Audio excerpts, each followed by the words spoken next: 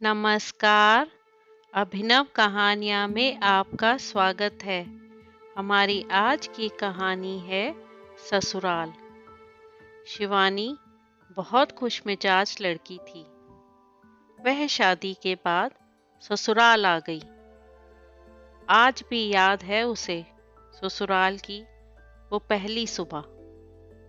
कितना हड़बड़ा के उठी थी, ये सोचते हुए कि देर हो गई है और सब ना जाने क्या सोचेंगे। शुरू के कुछ दिन यूं ही बीत गए। शिवानी और उसका पति संचित घूमने चले गए। जब वापस आए तो सासू माँ का व्यवहार शिवानी के साथ बहुत रूखा था। उनकी आंखों में खुशी तो थी, लेकिन बस अपने बेटे के लिए। शिवानी को लगा कि शायद नया नया रिश्ता है, एक दूसरे को समझने में देर लगेगी। लेकिन समय ने जल्दी ही एहसास करा दिया कि वो वहां बहू है। जैसे चाहे वैसे नहीं रह सकती। बहू के लिए कुछ नियम हैं जिनका पालन करना ही होगा। धीरे धीरे बात करना, धीरे से हंसना, सबके खाने के बाद खाना, ये सब आदतें जैसे अपने आप ही आ गईं। शिवानी अपनी माँ और पापा से भी कभी कभी ही बात कर पाती थी।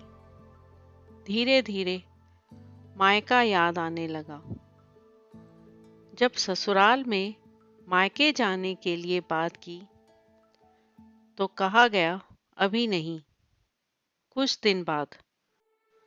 संचित ने भी कुछ दिन पहले ही कहा था कि घर पास ही तो है, कभी भी चली जाना।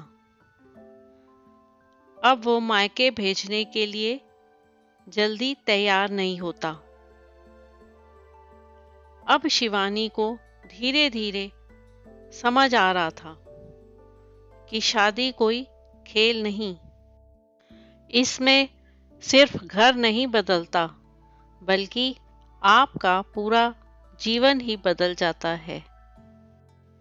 आप कभी भी उठ के अपने मायके नहीं जा सकते। इसी तरह मायके वाले भी कभी भी नहीं आ सकते। मायके की वो मस्ती, वो खुलकर हंसना, वो जूठे मुंह रसोई में कुछ भी खा लेना, जब मन चाहे तब उठना, सोना, नहाना, सब बस अब यादें ही रह जाती हैं।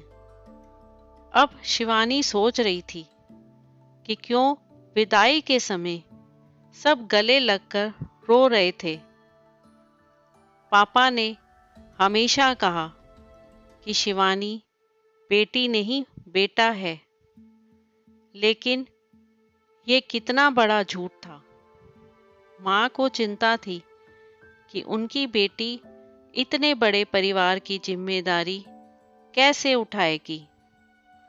आज शिवानी सोच रही थी कि उसकी विदाई के समय इसलिए उनका रोना गलत नहीं था। हमारे समाज का नियम ही ये है, एक बार बेटी डोली में विदा हुई तो फिर वो बस मेहमान ही होती है घर की। फिर कोई चाहे कितना ही क्यों ना कह ले कि ये घर आज भी उसका है। सच तो ये है कि अब वो कभी भी यूं ही अपने उस घर, जिसे मायका कहते हैं, नहीं जा सकती। हजारों समस्याओं और परेशानी आने पर भी उसी को हल करना है, हंसते हुए। अनजान जगह में अनजान लोगों के साथ खुशी खुशी सारा जीवन बिताना, अनजान जगह को सुधार कर अच्छा बनाने का काम करना। क्या कहेंगे आप? तो दोस्तों, आपको आज की कहानी कैसी लगी? लाइक और कमेंट करके ज़रूर बताएं और चैनल को सब्सक्राइब करना बिल्कुल ना भूलें।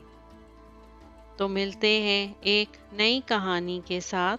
बहुत बहुत धन्यवाद।